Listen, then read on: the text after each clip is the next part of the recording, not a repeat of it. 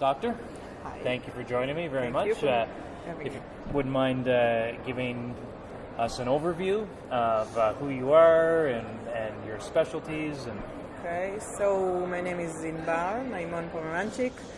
My background is in plant biology, plant science, molecular biology. I worked many years as a scientist, and last 2 years I switched sides and I moved to help investors understand science, meaning I translate science for investors, market-wise and technology-wise. Wow. So if an investor asks me how he can understand if a company is worth to invest in, I can help him to understand the science behind the words that they're saying, because it's hard to understand scientists, and try to understand the market after this technology and if it fits and continuously. Okay. Wow. So you basically left behind the research world and now you're fully on the business side. Yeah, so you can say that I left behind, but I'm still a scientist, because the scientist is always a scientist. I study a lot.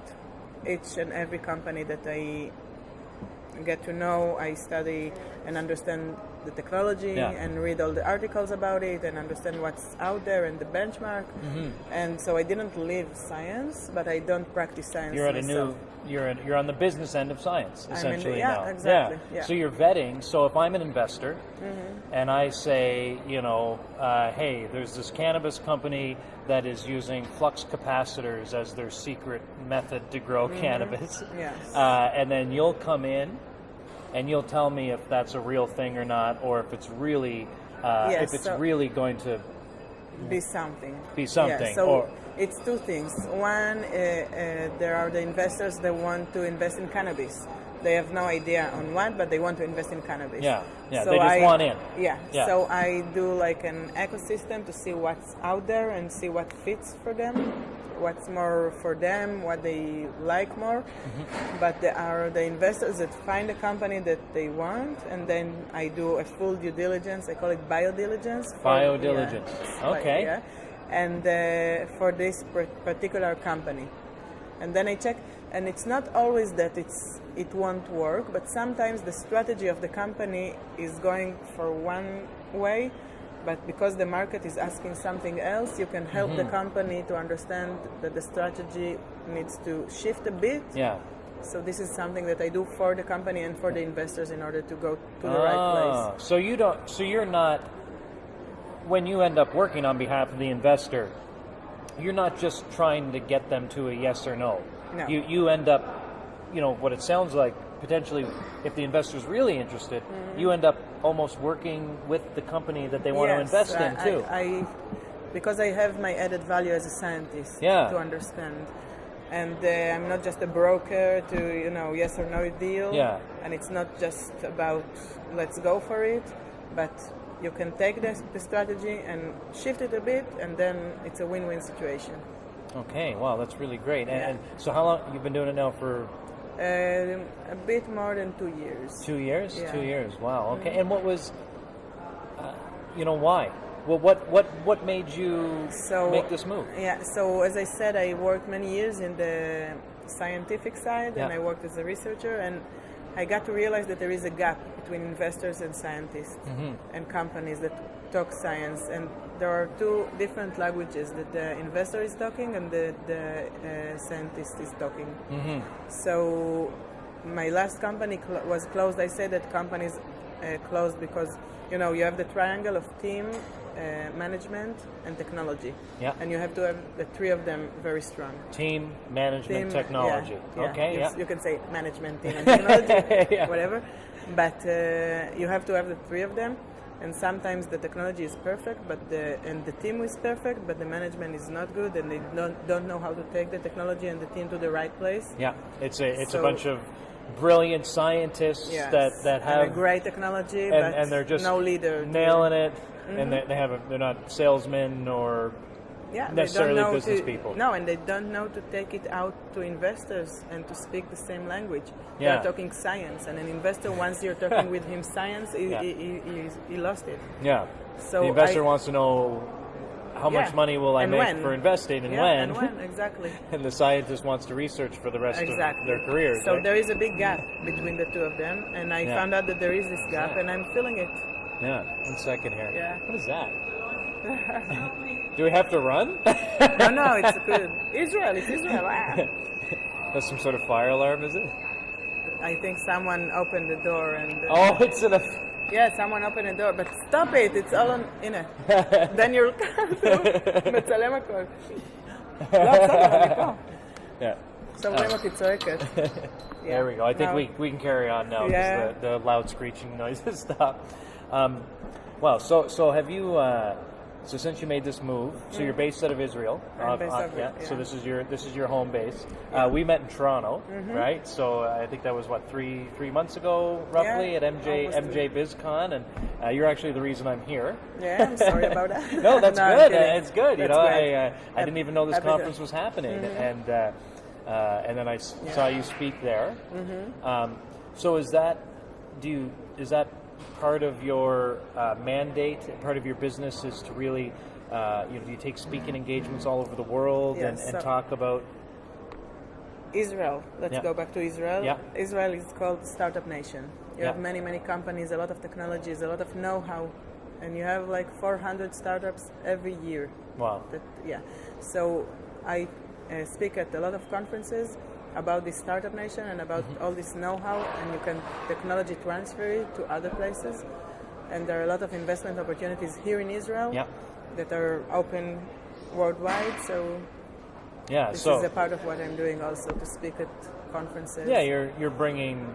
Yeah, that's a double benefit. You're out there and you're talking about the importance of due diligence or biological diligence on the science of the investment, and at the same time you're also bringing awareness to the immense technology opportunities here in Israel. Yes. Yeah, and from a personal, I think that's amazing, and from a personal perspective, this has been really eye-opening for me. This trip, coming here and really absorbing and understanding that this is where the medical industry kicked off and began. It all started here. Yeah, it all started here. Yeah, and you took a picture with him. I took Dr. Mashulam. I got my selfie. Oh, there we go. There we go again. Sorry about that. I'll just edit this out. So okay. it was really, really awe-inspiring. But what is the status of what is going on here in Israel, though? Let's talk about that for a minute, because you're right in it. What is the where is the Israeli cannabis industry at, and where are they the leaders, and where's the whole country at regulatory wise, and where are we going? So if we're talking legislation and regulatory, currently there are only 8 companies, growers that can grow and sell cannabis. Just 8 cultivators. Just 8 cultivators, and maybe 4 facilities that can process cannabis. Okay, but now there is this new legislation that is going to demand GAP and GMP standards. GAP is good agriculture practice, and GMP good manufacturing practice. Currently there are 4 GAP companies out of those 8. And there are many others that are entering this market, and 2 GMP facilities, and there are more others that are going to be there. And the market is going to be much more bigger. Not yet. Once you cannot export right now from Israel. You can't export. You cannot. Can you import? You cannot import. You cannot export. No movement. No of movement. Cannabis through But the I borders. believe that it will change in a few months. It has to change, and then there will be a big playground for everyone. This is the legislation part, the regulation part. When we talk about technology, you have everything. You can just see here, and it's just the tip of the iceberg, what's happening here. There are many companies. I think that there are nearly 100 companies that are touching cannabis, and in some way. All are over the value chain. It starts with genetics, and it goes till pharmaceutics. So there are many technologies, many companies, and many companies that are not from the cannabis industry that understand the potential of the cannabis and do a bit of twist a bit of shift for what they are doing to the cannabis. For example, if you have a company of agtech company, agriculture technology company that is working with tomatoes and have these amazing sensors that are working perfectly with tomatoes in greenhouses, big greenhouses, they understand the potential of cannabis and they are shifting it a bit and to work also in cannabis. So we have a lot of technologies, a lot of interest, a lot of know-how.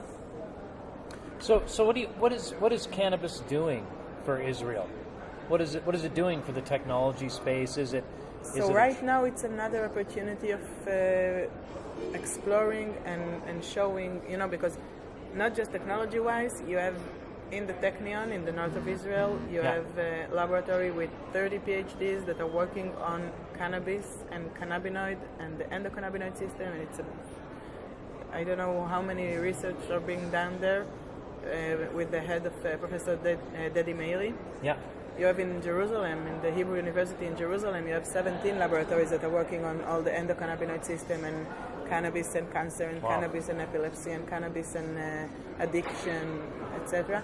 You have in the Weizmann Institute of Science laboratories that are working with cannabis. You have in the Volcani Institute laboratories that are working with genetics, with plant physiology, all about cannabis. So you have the whole ecosystem that is working with cannabis as something in the market.